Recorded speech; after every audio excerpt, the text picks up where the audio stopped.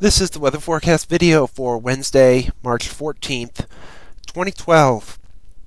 Let's take a look at the satellite image. This is from last evening. You can see some clouds or cloudiness across the northern Rockies back in the Pacific Northwest with the storm system there. Otherwise, some scattered clouds along the southeast and south and even into New England. Watch warning map from midnight. Some winter weather advisories across northern Maine. A few scattered in the Pacific Northwest, the Sierra Nevadas, some high wind warnings in Montana and North Dakota, and otherwise everywhere else is quiet. Now this is later today. This is something we need to look at. The surface-based CAPE, this is at 7 p.m. this evening. You can see CAPE values pretty high across the eastern two-thirds of the state, upwards of 2,000 to 3,000 joules. And here's the capping layer, or negative CAPE.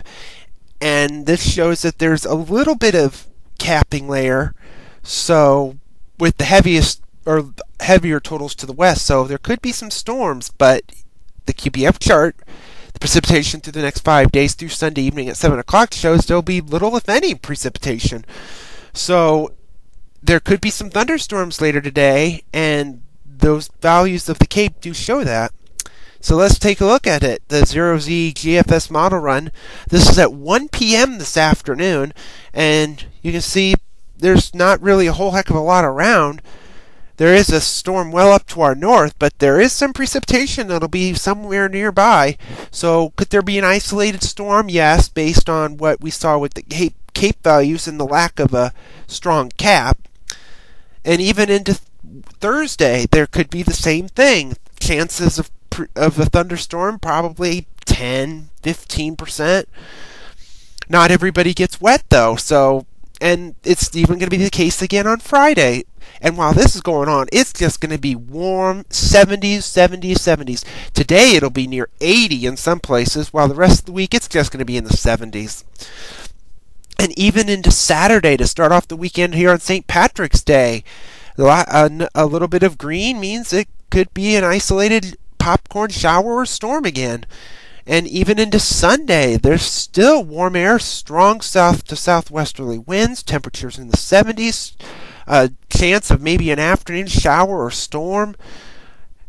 Looks a lot like summer. And even into Monday of next week, there still could be an isolated shower or storm, although it's going to be a little better chance than the previous days based on the storm system developing.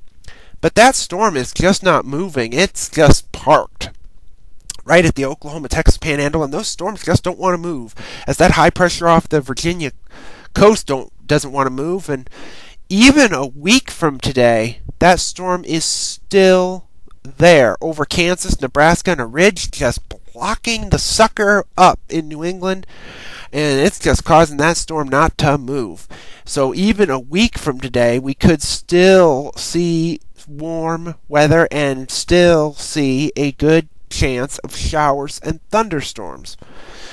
A few days later, on the 25th, the ridge is back over us again.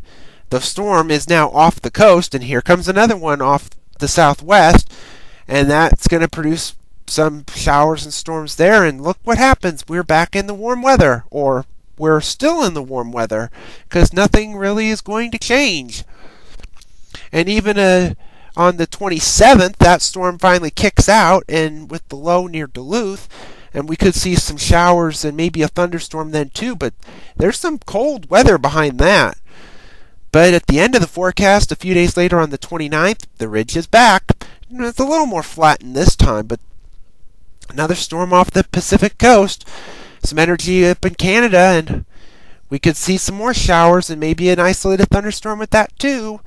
This looks a little bit cooler than this week, but heck, you can't have 70s in March forever, you know. So thank you for tuning in to the weather forecast video. We'll have another one on Thursday.